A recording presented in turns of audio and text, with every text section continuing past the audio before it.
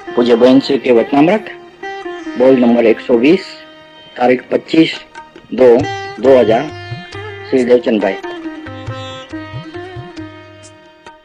नमो अर्यंताणम नमो सिद्धाणम नमो आयर्याणम नमो उवज्जायाणम नमो लोये सवसावणम नमो समय साराय स्वानुभूत्या चकास्ते चित्स्वभावाय भावाय सर्वभावांतरचिले मंगलम भगवान वीरो मंगलम गौतमो गणि मंगलम कुंद कुंदार्यो जैन धर्मोस्तु मंगलम सर्वमंगल मांगल्यम सर्वकल्याणकारकम प्रधानम सर्वधर्माणम जैनम जयतु शासनम ओंकार बिंदु संयुक्तम नित्यम ध्यायन्ति योगिनो कामदम मोक्षदम चैव ओंकाराय नमो नमः।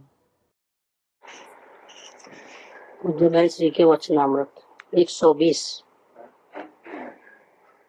पंच परमेष्ठी નું ધ્યાન કરે પણ મૂળ તળમાંથી શાંતિ આવવી જોઈએ તે આવતી નથી. અનેક ફળ ફૂલથી મનોહર વૃક્ષ સમાન અનંત ગુણ નિધિ આત્મા અદ્ભુત છે.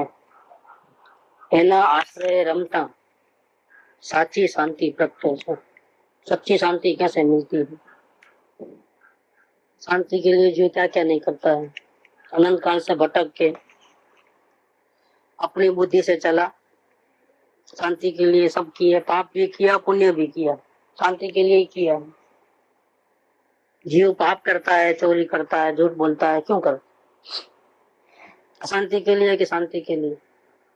शांति के लिए. और धर्म के क्षेत्र में भी कुछ भी करता है, शास्त्र पढ़े, पंच परमेष्ठी का ध्यान करे, उपवास करे, मंदिर जाए, मस्जिद जाए, यात्रा करे, दीक्षा ले लेवे, ब्रह्मचर्य पाले, जो भी करे, क्यों करता है जीव?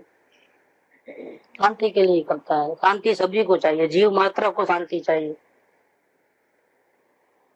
पैसा भी कमाने का पीछे भी ध्येय शांति का है. पैसा ज्यादा होगा तो संयोग अच्छे रहेंगे तो शांति मिलेगी, ऐसी धारणा. पैसा आ गया तो फिर अधिकार के लिए प्रयत्न करता है.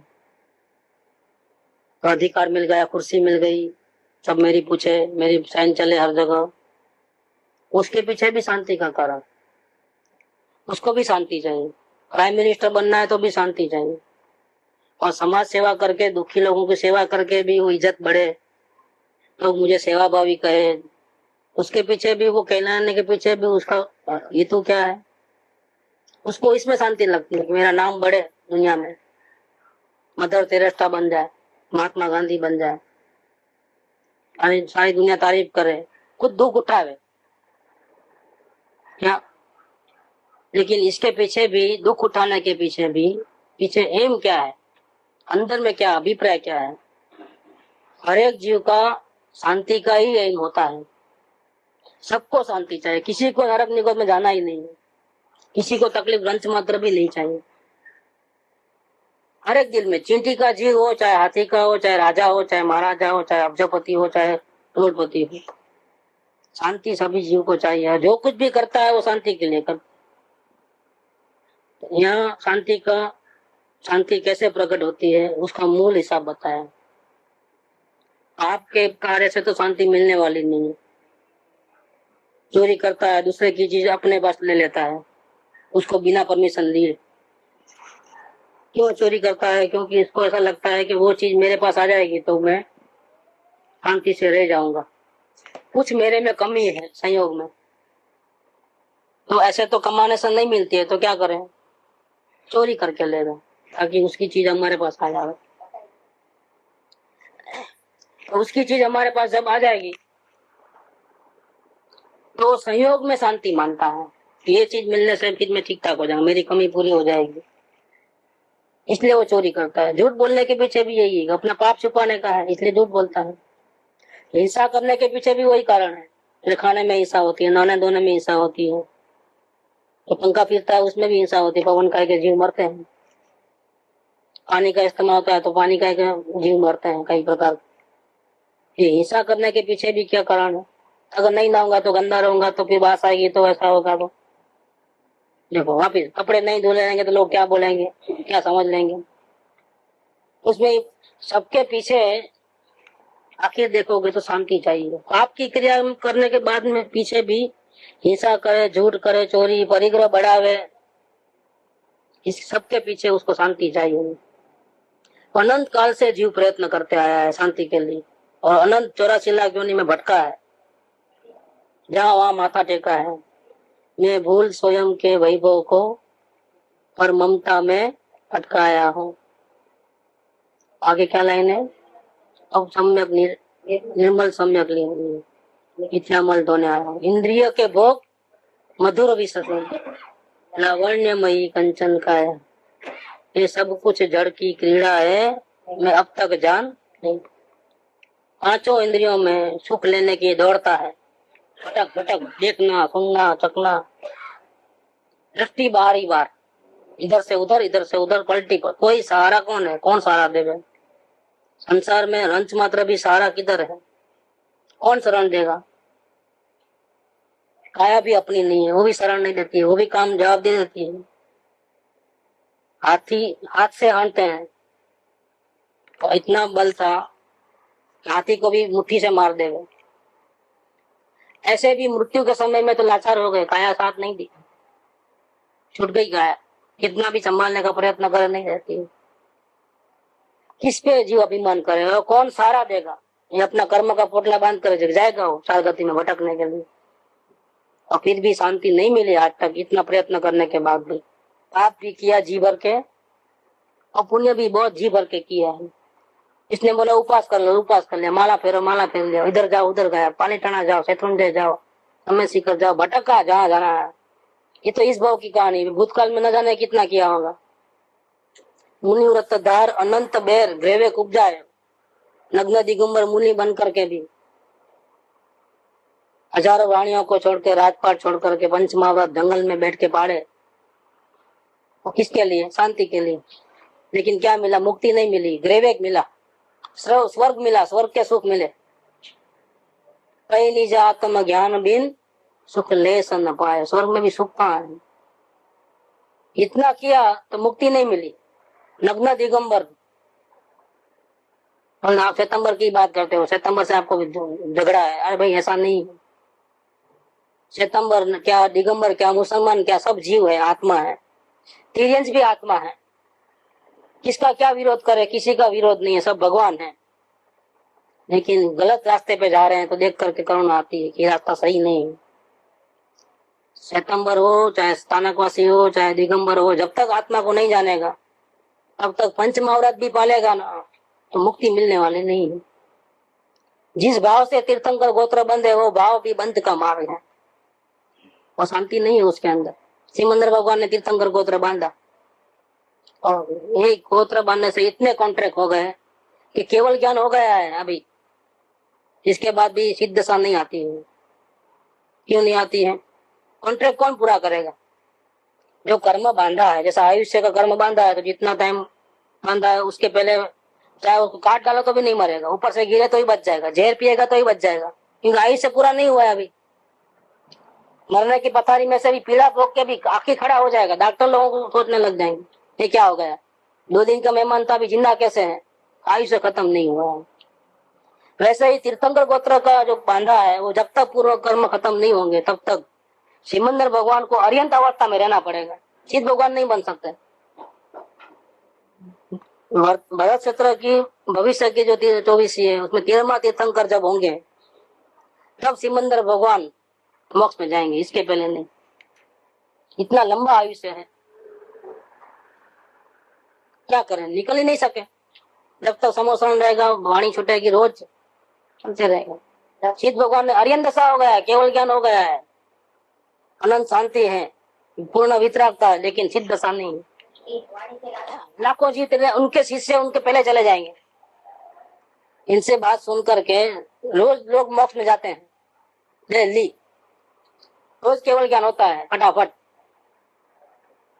लेकिन इनका नहीं है, इनका यही है अर्यंत दशा में रहना इतने टाइम तक। एक ऐसा कर्म बांधा है, इसीलिए कहते हैं कि जिस भाव से तीर्थंकर गोत्र बंधे ना, वो भाव भी मुक्ति का कारण नहीं है। मुक्ति तो सिद्ध सा होगी तब होगी, तब तो इसके तब तक नहीं, तब तो शरीर की कैद में रहना ही पड़ता है, अरियन भगवान को भी। तो फिर धर्म क्या है वो नहीं, आत्म ज्ञान है कि नहीं है। आत्म ज्ञान के बिना शांति नहीं, ये बात इधर कहते हैं कि भले न जीव पंच परमेश्वर का ध्यान कर, मूर्ति के सामने खड़ा एक लंबे पांव पे रह जाए, एक पांव पे खड़े खड़े। वो ध्रुव ने किया था ना 12 साल का, तब प्रहलाद ने किया था, एक पांव पे खड़े रहे, भगवान का ध्यान, भगवान प्रसन्न हो जाए। क्या देंगे भगवान? बहुत बहुत तो राजी हो गए तो स्वर्ग में लेके जाएंगे, और क्या करेंगे? कोई देवी देवता प्रसन्न हो जाता और क्या करेंगे? संयोग का सुख देंगे, उस टाइम तक ही रहता है वो पुण्य के थाटमार, संयोग का सुख। उसमें भी राजी होंगे कि नहीं होंगे क्या मालूम। करोड़ रुपया है, लाखों सोना चांदी है, तो खाओगा थोड़ा, खाने का तो वही रोटी है, दाल भात चावल, खाने का थोड़ा है। और बीमार पड़ेगा तो ये धन दौलत थोड़ी काम आती है। डॉक्टरों को फी दे सकेगा, लेकिन हॉस्पिटल का पैसा दे सकेगा, लेकिन पीड़ा कौन भोगे? पीड़ा कौन भोगेगा? डॉक्टर ले लेगा, नर्स ले लेगी, कौन लेगा? क्या करेगा पैसे का? तो अनुकूलता मिले, संयोग अच्छे हो, इससे जीव सुखी नहीं होता है। स्वर्ग मिले, इससे जीव सुखी नहीं होता। स्वर्ग में और ज्यादा तकलीफ है, यहाँ से ज्यादा तकलीफ स्वर्ग में है, यहाँ से ज्यादा तकलीफ नरक में है। यहाँ तो ठीक है, अभी समशीतोष्ण अवस्था, न ज्यादा ठंडी न ज्यादा गर्मी, न ज्यादा दुख संयोग का, न ज्यादा संयोग का सुख। अपने को 10 करोड़ की लॉटरी लगे तो कई लोगों के तो हार्ट फेल हो जाए, मेरा नंबर लग गया करके। रोज भीख मांगने वाले को लॉटरी लगे तो क्या होगा, क्या उसकी हालत होगा? 10 करोड़ की लॉटरी लगी है तो वो सुन के ही पागल हो जाएगा, पहले तो खिसक जाएगा, अब ये करूंगा ना वो करूंगा। पैसा आने से पहले उसको कुछ हो जाता है। ज्यादा दुख आए तो भी ऐसा होता है, वो अवस्था ठीक नहीं है। धर्म करना है आत्म कल्याण के लिए, ये अवस्था ठीक है, अनुकूल, मतलब करना है उसको। नहीं करना है उसको तो कोई भी अवस्था नहीं है। शांति चाहिए उसको लिए है, शांति नहीं चाहिए, भटकना ही है, उसके लिए तो कोई भी अवस्था ठीक नहीं है। डिसीजन लेना पड़ता है कि मुझे शांति के अलावा कुछ नहीं चाहिए, तो फिर उसको तो रास्ता है। यहाँ पंच परमेश्वरी का ध्यान करे जीव। किसी ने कह दिया भाई ध्यान करो पंच परमेश्वरी का, पूजा करो, भक्ति करो, भगवान के दर्शन नहीं करोगे तो भगवान कैसे बनोगे? पूजा करो, उनका ध्यान करो। ज्ञानी पुरुषों ने भी ऐसा ही किया है, लेकिन ज्ञानी पुरुषों ने पंच परमेश्वरी का ध्यान किस कारण से किया वो नहीं मालूम अपने को। इसलिए हमने क्या किया, देखो उनको शांति मिली है, वो चक्रवर्ती बने, राजा बने, वो मोक्ष में भी गए। क्या करते थे भाई? रोज सुबह जाकर के भगवान के दर्शन करते थे, अभिषेक करते थे, पूजा करते थे, 12 व्रत श्रावक के पालते थे। फिर आगे जाकर के दीक्षा ले ली, पंचमावत पाला, और कहाँ चले गए? बड़े बड़े पद उनको मिले, और फिर बाद में मोक्ष भी मिला। यही रास्ता ठीक है। हम भी अब रोज मंदिर में जाएंगे, दर्शन करेंगे, पूजा करेंगे, पंच परमेश्वरी का ध्यान करेंगे, हमको भी ये सब मिलेगा। पहले संयोग का सुख मिलेगा, राजा महाराजा बनेंगे, स्वर्ग में जाएंगे, और फिर अक्ल आएगी, फिर दीक्षा लेंगे, और फिर जाएंगे मोक्ष में। नहीं, ऐसा नहीं। वो अपने स्वरूप में नहीं ठहर पाए तो मजबूरी से फिर भगवान के तरफ गए। उन्होंने पंच परमेश्वरी का ध्यान इस प्रकार से किया था। वास्तव में तो अपने आत्मा का ही ध्यान करना था, लेकिन शुरुआत में वो अपने आत्मा में निरंतर नहीं रह सकते हैं। इतनी अभी कैपेसिटी नहीं है परमात्मा के जैसे। कसाय आड़े आता है, अभी कसाय मौजूद है। चारों कसाय में अनंतानुबंधी गया आत्मज्ञान होने से, बाकी के 3 कसाय मौजूद है। तो इतनी चंचलता भी अभी है परिणाम में। पूर्ण राग द्वेष रहित होना है, लेकिन अभी पूर्ण राग द्वेष रहित हुआ नहीं है। जितनी आत्मा की आराधना हुई है उतना राग द्वेष रहित हुआ है। अनंतानुबंधी के राग द्वेष गए, बाकी के 3 कसाय के राग द्वेष अभी भी है। तो ऐसे राग द्वेष के परिणाम से बचने के लिए फिर बीच में सहारा लेते हैं। अपने आत्मा में ही रहना है, लेकिन नहीं रह सकते। और राग द्वेष की भूमिका में राग द्वेष तीव्र न हो जावे, शुभ शुभ भाव तीव्र न हो जावे, उससे बचने के लिए, संसार के भाव के बचने के लिए बीच में कुछ समय के लिए, हमेशा के लिए नहीं, ये दवा पीते हैं। कौन सी? भगवान के दर्शन, पूजा, भक्ति, उपवास आदि, व्रत, तप, नियम, संयम, इसलिए करते हैं। ये दवा है। अंदर रह नहीं सकते, बाहर रहना नहीं है, उलझना नहीं है। तो बचाएगा कौन बीच में? ये दवा है, लेकिन दवा है वो पीना कोई चाहता। वो भावना ऐसी रहती है कि मैं मेरे आत्मा में रहूं निरंतर, सबसे बढ़िया, ये दवा लेनी न पड़े। लेकिन क्या करूं, बीमार हूं तो दवा लेनी पड़ती, दवा लेनी पड़ती है। देहो करके नहीं बोलता है कोई। मिठाई तो खानी है, लेकिन दवा कितनी भी अच्छी हो, मीठी हो, लेकिन दवा, अभिप्राय क्या है, दवा लेते रहना जिंदगी भर। जल्दी अच्छे हो जाए तो छोड़ दे, आज अच्छे हो तो आज ही छोड़ दे, ऐसा ये बात है। ज्ञानी पुरुषों ने पंच परमस्थि का ध्यान, भक्ति, पूजा, दर्शन, पंचमावत का पालन, अणुव्रत का पालन, ये सब अपनी आत्मा को अशुभ भाव से बचाने के लिए मजबूरी में किए हैं, राजी खुशी से नहीं किए हैं। करते हुए भी भाव अंदर में रहता है कि मेरे को निरंतर आत्मा में ही रहना है। ये अंदर के भाव कोई जानता नहीं है। और बाहर की क्रिया देखे तो अज्ञानी ने देखा, रोज मंदिर जाता है तो मैं भी जाऊंगा, क्या होगा, शांति मिलेगी, मुक्ति मिलेगी, क्या मिलेगा? ज्ञानी ने उपवास किया, ऋषभदेव भगवान ने वर्षित तप किया, मुझे भी करना है। ऋषभदेव भगवान ने वर्षित तप मजबूरी में किया था, वो नहीं मालूम, लेकिन वो उन्होंने किया, वो मोक्ष में गए, हम भी जाएंगे, ऐसा है। तुमको मोक्ष तो क्या, स्वर्ग भी नहीं मिलेगा, क्योंकि शुभ भाव में जो धर्म माने उसको तो मोक्ष भी नहीं मिलता है। तत्व ज्ञान की समझ नहीं, तो 6 महीने तो भाव ही नहीं आया, आत्मा में लीन हो गए थे। 6 महीने के बाद रोज नगर में आते थे, खाने का विकल्प था, आते थे, लेकिन किसी को मालूम नहीं था कि क्या देना चाहिए। अभिग्रह उनको नहीं, महावीर साहब इनको नहीं। ऋषभदेव भगवान तो रोज विकल्प खाने का वो आते थे दिन में एक बार, लेकिन लोगों को पता नहीं था। इसके पहले इस 24 में किसी ने आरदान दिया ही नहीं था, मालूम क्या था, मालूम नहीं था कि क्या देना। कोई बोले हमारा राजा आए, तो बोले हमारी लड़की से शादी करो, ऐसा बोलते थे। बोले हमारे घर में आप राजा है तो हाथी पे चलना, तो हाथी लेके जाओ, हमारा दान में देते हैं। और मुनि तो मौन देते हैं, हार के वक्त बोलते ही नहीं। उनके लिए खाना बनाया तो भी नहीं चलता है, तो खाना देना वो तो इसलिए आया, वो तो मालूम ही नहीं लोगों को। ऐसा करते करते जब 6 महीने और गुजर गए, 6 और 6 12, तो अक्षय तृतीया के दिन जब हस्तिनापुर में आए तब तो वहां के जो राजा थे, उनका जो नाम क्या, उनका श्रेयांश कुमार, वो श्रेयांश कुमार महल के बाहर खड़े थे, वो शेरडी का गन्ने का रस हो रहा था बना के, खाया ताजा। इतने में देखा तो जाति स्मरण ज्ञान हुआ उनको, देखते ही दूर से आ रहे थे। भूतकाल में वो राजा रानी थे दोनों, ऋषभदेव का जी राजा था और श्रेयांश कुमार उनकी रानी थी, श्रीमती। और जंगल में जब गए थे तब मुनिराज को आरदान दिया था, पूरा सीन इनको याद आया। अरे पधारो पधारो पधारो, नवधा भक्ति से बुलाया उनको, चरण धोए, प्रार्थना की। शुद्धता आहार है, आपके लिए नहीं बनाया, शुद्धता बिल्कुल। उस टाइम में हाजिर में ये था, वो दे दिया। तो उन्होंने शेरडी का रस पिया, तो हमको भी शेरडी का रस पीना है, क्या कोई हद है, कोई पागलपन की भी कोई। उन्होंने असल और ये नकल हुआ।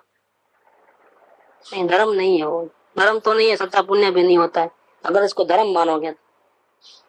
धर्म ये बात कहते हैं कि जीव पंच परमेश्वरी का ध्यान भले ही करे, लेकिन अंदर में से, तलवे में से शांति आनी चाहिए। आत्मा को शांति मिलनी चाहिए, मतलब कसाय रहित होना चाहिए। मोह, राग, द्वेष, क्रोध आदि कम हो जाने चाहिए, अंदर से शांति आनी चाहिए। ये उथल पाथल करूं करूं करूं करूं दिन भर, इधर दौड़ो उधर जाओ इधर जाओ, ये सब चल रहा है ना, अशांति है। कई विचार चलते हैं, ऐसा हो जाए तो अच्छा, ऐसा हो जाए तो अच्छा, ऐसा ऐसा करूंगा, ऐसा करूंगा, इधर जाऊंगा उधर।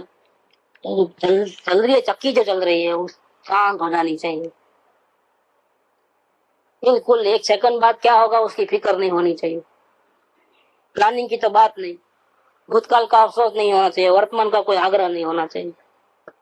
सत्संग का भी आग्रह रखे तो जीव दुखी होता है, भक्ति का भी आग्रह रखे तो दुखी होता है जीव।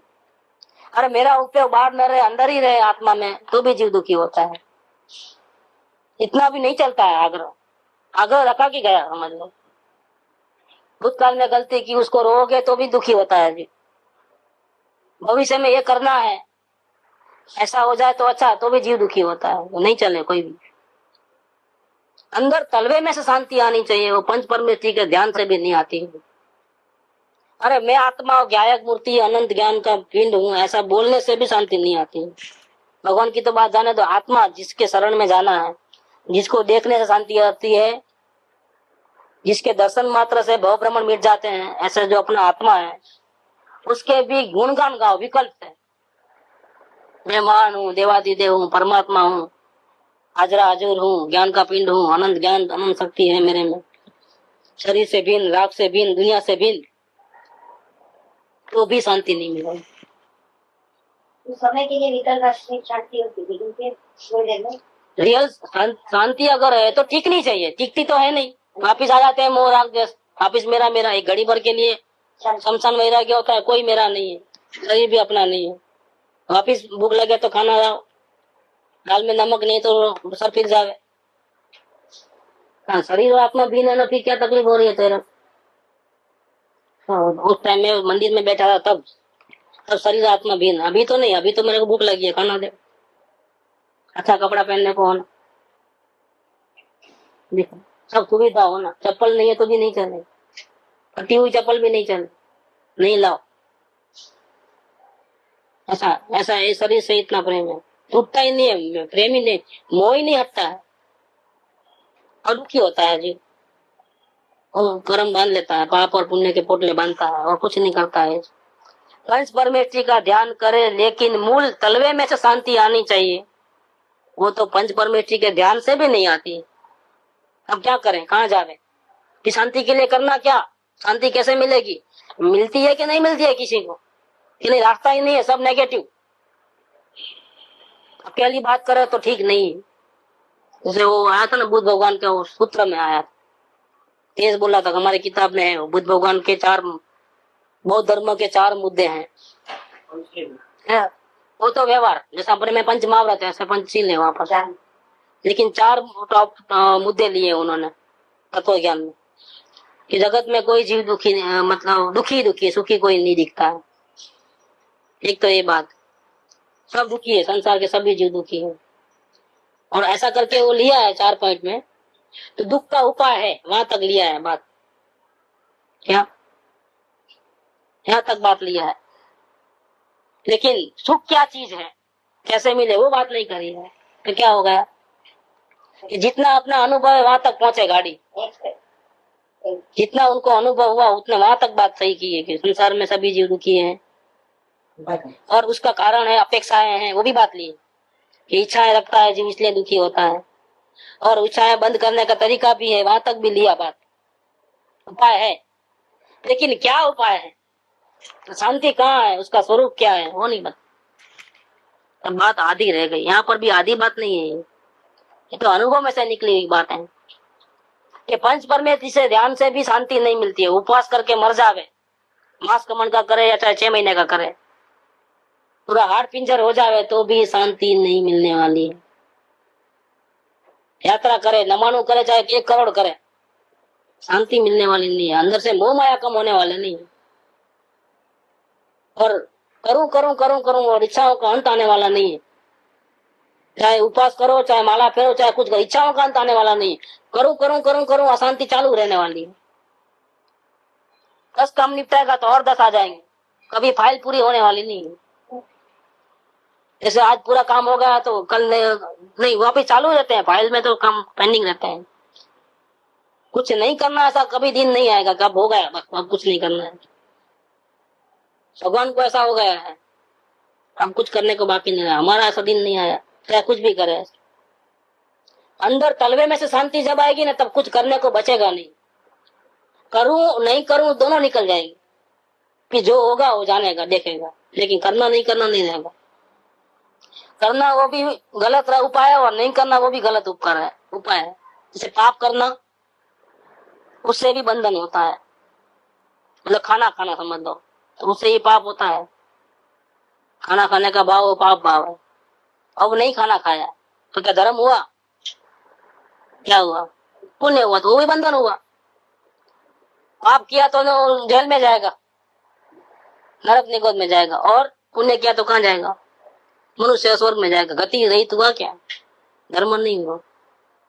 धर्म तो पाप और पुण्य दोनों नहीं करेगा तो धर्म होगा, लेकिन वो तो हो जाते हैं ना, करना क्या, ये चक्की तो बंद रहती नहीं है।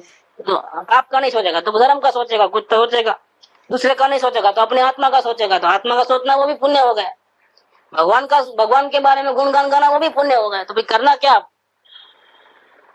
क्या करें अब?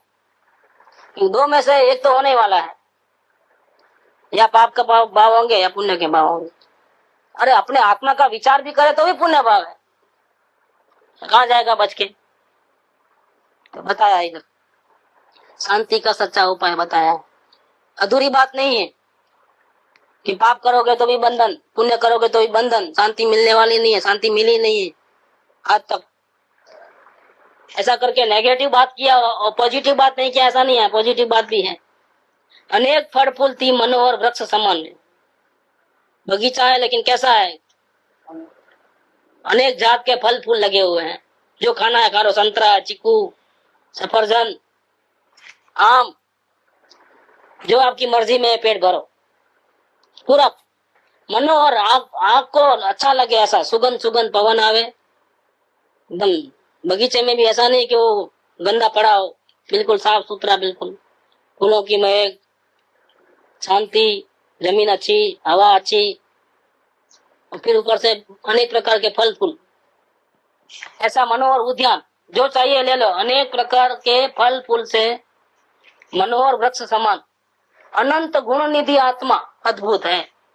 अपने आत्मा को ऐसी तारीफ की है। जैसे बगीचे में जीव जाता है तो थोड़ा माइंड फ्रेश करने के लिए, थोड़ा आराम करने के लिए, घर गृहस्थी से दूर जाता है, खेलने के लिए, बच्चों को खिलाने के लिए नहीं जाते हैं, हफ्ते में एक दिन लेके आते हैं, चलो पब्लिक गार्डन, चलो इधर घूमने फिरने के लिए आराम से। बगीचे में एक्सीडेंट का भय नहीं होता है, कैसा भी घूमो, कैसा भी बैठो, कैसा भी कुछ भी करो, कोई रूल्स रेगुलेशन वहां नहीं रहता है, बिल्कुल निश्चिंत रूप से। तो बच्चों को लेके आते हैं खेलने के लिए, जैसा खेलना है खेलो, कोई रोक टोक नहीं किसी का नहीं। ऐसा ये आत्मा जो है वो मनोहर फल फूल से वृक्ष समान, बगीचे के समान, अनंत गुणों से भरा हुआ अद्भुत आत्मा है।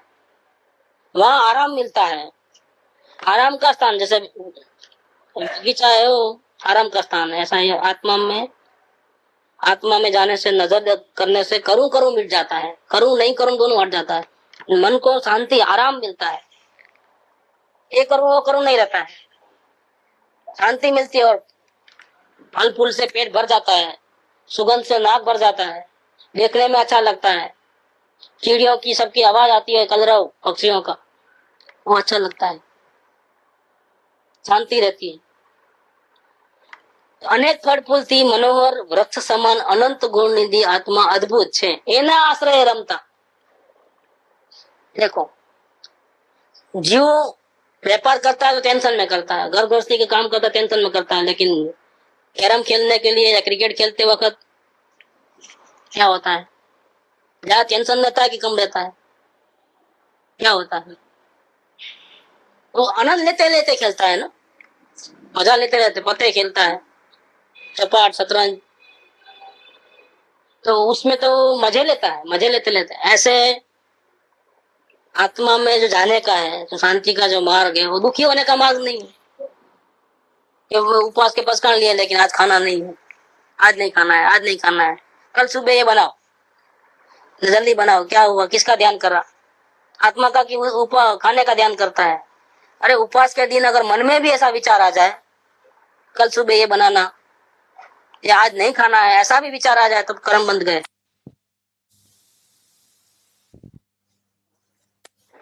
हकीकत में होता है कि खाने के दिन जितना याद नहीं करता है उतना उपवास के दिन याद करता है, पॉजिटिवली नहीं, नेगेटिवली, नहीं खाना है, नहीं खाना है, नहीं खाना है। खाने के दिन इतना याद नहीं करता है, खाने उपवास के दिन ज्यादा याद आती है, आज नहीं खाना है। तो इसमें कर्म बनते हैं, वो नहीं मालूम है। करूं कराऊं अनुमोदना मन वचन काया से। उपवास के दिन आप खाने का सोच भी नहीं सकते और दूसरों को खिला भी नहीं सकते, उसमें भी उपवास भंग होता है। वो पता नहीं है लोगों कैसे कर्म बनते हैं। खिला तो नहीं सकते, इसको खिला तो ऐसा बोल नहीं सकते, तो भी आपका उपवास गया। 9 कोटि से बंधन होता है। आप सिर्फ खाते नहीं, उसे थोड़ा होता है। 9 कोटि से करूं कराऊं अनुमोदना, मन से वचन से काया से, ऐसा होना चाहिए। कोई खाता उसकी अनुमोदना करे तो भी गया, क्यों अच्छा है भले खाता है, भूखा है तो भले खा, भिखारी को देवे तो भी गया, मांग रहा बेचारा तो देवे तो गया, मन में विचार आया कि उसको कोई दूसरा देवे तो भी गया। कोई जिनेश्वर का मार्ग है ना, थोड़ा सूक्ष्म है, इतना वैसा वैसा नहीं है। कोई पोपा भाई का राज नहीं है कि ऐसा ही मुफ्त में भगवान बन जाए, बहुत ध्यान से करना पड़ता है कार्य। तो ज्ञानियों को तो ऐसा होता है, 9 कोटि से त्याग होता है। तो उपास करते हैं 9 कोटि से त्याग होता है, क्योंकि उनके ध्यान में उपास करने का भाव नहीं, उनके ध्यान में भगवान आत्मा है। और वहां खेलने खेलने में इतना मशगूल हो गए, इतना आनंद लेते रहे कि भूख लगी ही नहीं, नींद आई ही नहीं, नींद भी नहीं आई, भूख भी नहीं लगी। नींद तो कसाय है, 9 कसाय में नींद है, निद्रा, और तो कसाय का भाव है। जब आत्मा में लीनता होगी तो नींद भाग जाएगी, सोएगा ही नहीं, 24 घंटा जागेगा अगर आत्मा में लीनता हुई। थकान से नींद आती है, और आत्मा में जाने से थकान उतर जाती है, तो नींद काय की जरूरत है? दवा कौन लेवे? बीमार हो गए दवा लेवे, आत्मा में जाने से थकान लगती नहीं है, अशांति होती नहीं है, टेंशन नहीं होता है, फिर नींद काय का? नींद भाग जाती, नींद भी नहीं आती। तो यहाँ उपाय बताया है कि अंदर में आत्मा जो है अद्भुत अनंत गुण निधि है, उसके आश्रय से खेलने से, रहने से, खेलने से मतलब रहने से, उसके भरोसे पे रहने से। भरोसे पे रहना माने क्या? आश्रय में रमना माने क्या? रमना माने रहना। किसके आश्रय से रहना? भगवान आत्मा के पर भरोसा करके रहना। क्या भरोसा करना? कि मेरा कुछ बिगड़ने वाला नहीं है, दुनिया उथल पाथल हो जाएगी तो भी, चाहे जैसी अवस्था में भी मैं वैसा का वैसा अनंत गुण वाला रहूंगा, मेरे में रंच मात्र भी कमी आने वाली नहीं। और बाहर का सहयोग बढ़ जाएगा तो मैं बढ़ जाऊंगा, ऐसा नहीं। वो खत्म हो जाएगा तो मैं खत्म हो जाऊंगा, ऐसा नहीं। मेरे को कुछ फर्क नहीं पड़ता, ऐसा भरोसा रख करके जानने देखने में रहे, तो करने और नहीं करने में से हट जाए, उसका नाम है भगवान आत्मा के आश्रय में रमना। मतलब ज्यादा दृष्टा रहा, ये करूं ऐसा भी नहीं, मतलब खाऊं ऐसा भी नहीं, और नहीं खाऊं नहीं करूं ऐसा भी नहीं, जाऊं ऐसा भी नहीं और आऊं ऐसा भी नहीं, कुछ कोई नो प्लान नो विचार, जो हो रहा है वो जानना देखना। ऐसा अगर अपने आत्मा के भरोसे पे रहेगा, ऐसा क्यों हो रहा है? नहीं कोई सवाल नहीं, वर्तमान का कोई आग्रह नहीं, भूतकाल का अफसोस नहीं कि मैंने कितने जाने पाप कर लिया, अब मेरा क्या होगा, अब मैं कैसे करूं, क्या करूं, किधर जाऊं, कुछ नहीं। भविष्य में ऐसा हो जाएगा तो कोई चिंता नहीं, कोई प्लानिंग नहीं, अभी से वर्तमान नहीं बिगाड़ना है। भूतकाल की चिंता और भविष्य के निर्णय प्लानिंग में मुझे मेरा वर्तमान नहीं बिगाड़ना है, जो भी काम करना है वर्तमान में करना है। और वर्तमान में भी कोई आग्रह नहीं कि ऐसा होवे तो ठीक, ऐसा होवे तो ठीक, ऐसा होवे, जो हो रहा है वो ठीक ही हो रहा है और मुझे देखना जानना है। ऐसा अपने आत्मा के भरोसे पे रह करके ज्ञाता दृष्टा भाव में अगर जीव आ जाएगा तो करना और नहीं करना दोनों खत्म हो जावे और जानने देखने में रह जावे, तो क्या होता है?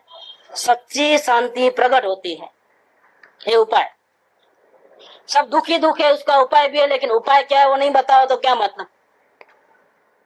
या उपाय बताया है,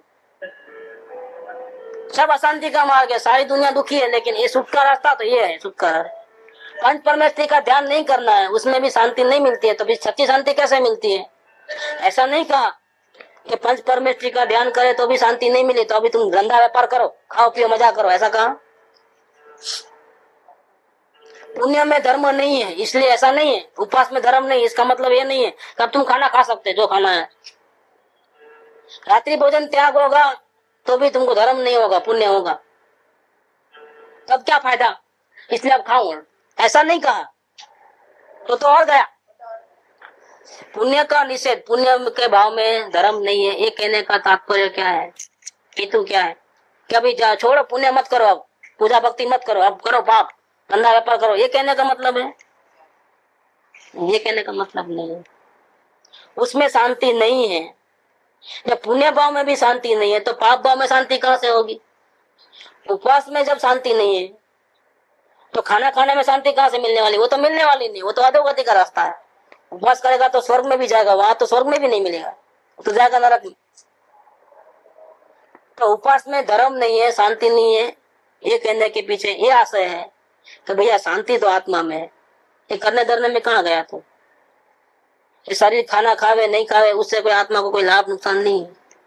तुम आत्मा में नजर कर, बाकी जो होगा सो देखा जाएगा। जब आत्मा में लीन हो जाएगा, उसकी शांति में लीन हो जाएगा ना, आनंद मिलेगा ना, तुमको खाना खाने का भाव भी नहीं आएगा, हो जाएगा उपवास अपने आप। क्या? और जिसको आत्मा के दर्शन होंगे ना, वो भगवान का भगत सच्चा हो जाएगा, उसको भगवान को देखे बिना चैन भी नहीं पड़ेगा, पूजा भक्ति भी अपने आप हो जाएगी। वो टीवी नहीं देखते बैठेगा, वो अपने आप उसके पैर मंदिर की ओर जाएंगे, सत्संग में ही जाएगा। जिसको आत्मा से प्रेम है उसको आत्मा के बताने वाले सच्चे देव गुरु शास्त्र के ऊपर प्रेम आए बिना रहता ही नहीं। उनको कुटुंब से भी ज्यादा सत्संग ही ज्यादा प्रिय है, साधर्म ही ज्यादा प्रिय है। जगत का व्यवहार नहीं निभाना है उसको, उसको तो साधर्मियों के साथ रहना है, सत्संग आदि करना है, टाइम अपना वहां लगाना है। कि कमाई कम करके धंधे कम कर करके क्या करेगा वो? अब पिक्चर देखेगा, बिजनेस कम करके व्यवहार कम करके क्या करेगा? देव गुरु के सानिध्य में रहे, क्योंकि उसको अभी संसार का स्वरूप मालूम है कि कोई अपना नहीं है और अनंत काल से यही भी व्यवहार करते आए हैं। सामाजिक कौटुंबिक जो ढांचा है उसमें ही हमारा टाइम वेस्ट करके आए। अभी हमारे पास एक्स्ट्रा टाइम नहीं है। ये मनुष्य गति का एक एक समय अनमोल है। या तो अपने आत्मा में रहो, अपने आत्मा की शांति में रहो, शांति को बढ़ाओ, आराधना करो, जल्दी से मोक्ष की तरफ जाओ। नहीं कर सकते तो देवगुरु शास्त्र के सानिध्य में, साधर्मियों के सानिध्य में, जिनवाणी के सानिध्य में रहो, उसमें ज्यादा टाइम। बाकी व्यवहार में निभाने में तो कई व्यवहार निभा लिए, कोई अपना हुआ नहीं, कितना भी करो तो भी, और शांति तो मिलने का है नहीं। जगत ने रूढ़ देखाड़वा अनंत बार प्रयत्न કર્યો પણ તેથી કઈ रूढ़ થયું? अभी जगत में जिसको जो बोलना है, जैसा रहना है रहो। हमको तो हमारे आत्मा में रहना है और वहां से बाहर निकले तो देव गुरु शास्त्र और साधन में, इससे ज्यादा कोई नहीं चाहिए हमारा। ये जिंदगी का एक नियम बना लिया है। ये मनुष्य भाव का एक एक समय इस प्रकार से जान तो शांति मिले, तो आगे बढ़े। बाकी आत्मा की आराधना नहीं हो, विराधना हो, सच्ची शांति नहीं मिलेगी। ऐसा लक्ष्य बना लेना चाहिए अपना। तो यहाँ कहते हैं कि क्या अपने अंदर में जो आत्मा है, बाहर में पंच परमेष्ठी और अंदर में अपना आत्मा है, किसका ध्यान करना? कि आत्मा का सबसे पहले अगर ये होता है तो वो जरूरत नहीं है, वो नहीं होवे तो फिर संसार में न फंस जावे। इसीलिए बीच में देव गुरु शास्त्र का पंच परमेष्ठी का ध्यान। तो दूसरा अल्टरनेटिव है, वो अशुभ से बचाने के लिए और ये शांति प्रकट करने के लिए। दोनों का हेतु अलग अलग है। तो अंदर में आत्मा है, अनंत गुण निधि स्वरूप, अद्भुत। उसके आश्रय से रहने से, आश्रय से रहना मतलब क्या? पूरा भरोसा रखना कि जानने देखने में रह जाएंगे और उठल पाथल नहीं करेंगे तो फिर हमारा क्या होगा, ऐसा लगता है। तो कोई खाना खिला देगा भूखा होंगे तो? सवाल ऐसे करते हैं कि हम आत्मा आत्मा करेंगे तो फिर खाना कोई खिला देगा भूख लगेगी? जिसको आत्मा का आधार है ना, उसको भूख का ज्ञान होता है लेकिन तकलीफ नहीं होती है, पता नहीं है उसको। वो अपेक्षा नहीं रहती है कि कोई में भूख लगी है तो कोई खाना खिला दे तो अच्छा। अगर ऐसे अपेक्षा है तो उसको आत्मा ने आधार नहीं लिया है। जैसे मैं आत्मा आत्मा करूँ और बैठ जाऊं एक कोने में, तो बिजनेस कौन करेगा, घर की जिम्मेदारी कौन संभालेगा, व्यवहार कौन निभाएगा? ऐसा जो जिसको ख्याल आता है तो वो आत्मा का आधार ले सकता नहीं है, क्योंकि उसको तो फिर बाहर में भी ठीक ठाक करना है, वो भी भाव है ना।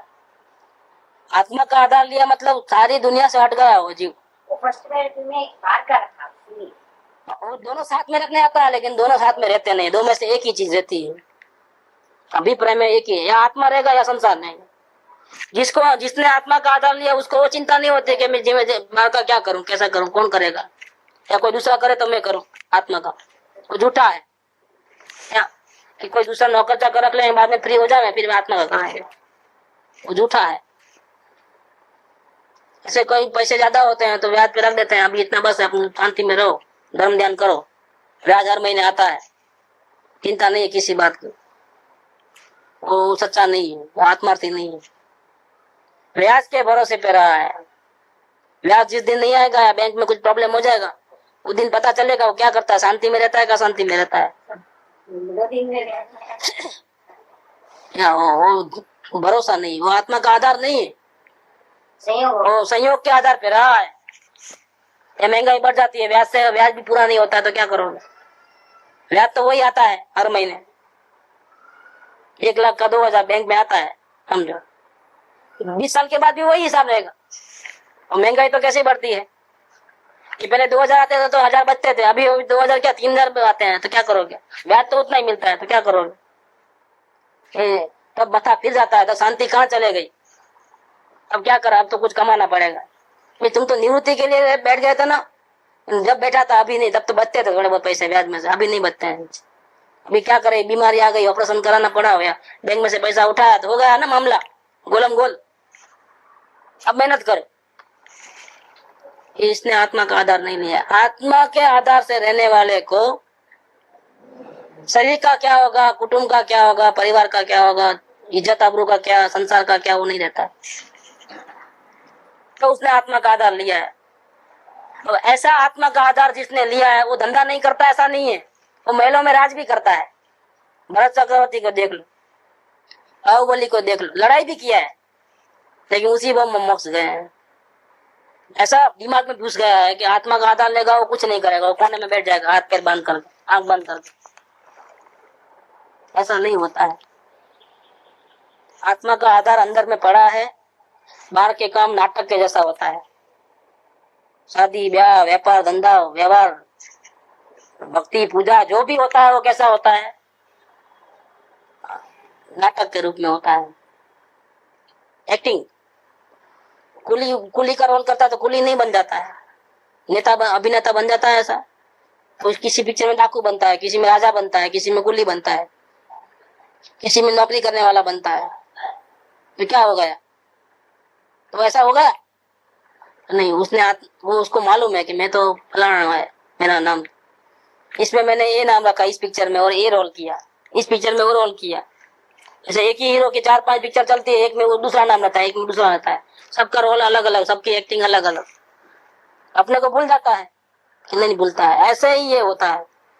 आत्मा का आधार लेने वाला भूखा प्यासा रहेगा और धंधा व्यापार नहीं करेगा, मंदिर में जाके कोने में बैठे रहेगा हाथ पे हाथ धर करके, ऐसा नहीं होता है।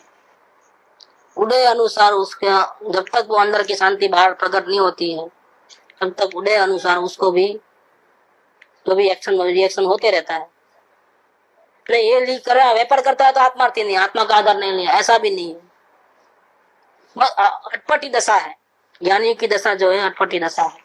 चिन्ह मूर्त द्रगधारी की मोहे रीति लगत है अटापटी, समझ में नहीं आवे। एक बाजू आत्मा का आधार है और बाहर में सब करते हैं। बाहर नारकीकृत दुख भोगे और अंतर सुख रस घटाघटी। इनकी कोई चाल ही कोई अलग है। हाथी के दांत दिखाने के अलग और चबाने के अलग। बाहर का कोई वेश अलग है, अज्ञानी को जैसा है। वो भी दवा पीता है, वो भी खाना खाता है, वो भी व्यापार धंधा करता है। भैया तुम बाहर के दांत देख रहे हो, अंदर में क्या है तुमको नहीं मालूम। अंदर में तो उसको आत्मा में ही रहना है, आत्मा में ही सच्ची शांति है, ये उसको बड़ा पक्का मालूम है। तो आत्मा के आधार से रमने से मतलब आनंद से रहने से, दुखी होकर दंड धर्म नहीं करने का है। धर्म का मार्ग दुखी होने का नहीं है, सुखी होने का है। खेलने कूदने का, नाचने गाने का, आनंद का मार्ग है। ये कोई परमात्मा बनना दुखी होने के लिए बन रहे, ये तो शुरुआती दुखी होने से करना है, नहीं दुखी होने का नहीं है। रमते रमते काम होता है। आत्मा के आश्रय से आनंद करते करते, आत्मा में लीन रहने से, उसके आधार पे रहने से, ज्ञाता दृष्टा बनने से, करना और नहीं करना दोनों से हट जाने से, सिर्फ जानने देखने मात्र रहने से सच्ची शांति प्रकट होती। ये सच्ची शांति का मार्ग दुनिया वालों को नहीं मालूम, इसलिए बेचारे भटकते हैं और करुणा आती है लेकिन कर नहीं सकते। तीर्थंकर भी जब तक जीव स्वयं सुधरने को तैयार नहीं है तब तक तीर्थंकर देव भी किसी को जबरदस्ती मोक्ष में ले जा सकते नहीं। ले जाने की बात दूर रहो, समझा भी नहीं सकते। तीर्थंकर देव तो हमारी तो क्या हैसियत है अपनी तो। कोई हैसियत नहीं। जीव को स्वयं को सच्ची शांति का भान होवे, सच्ची शांति पाने के लिए लालायित होवे, ऐसी भावना जगे, उसके लिए कुछ प्रयत्न करना है, कुछ खोज करना है, सच्ची बात समझना है। दौड़ना नहीं है, जैसे दूसरे लोग दौड़ते हैं तो हम भी दौड़े साथ में, कि क्या हुआ तो उसको पूछो, वो दौड़ा इसलिए मैं दौड़ा।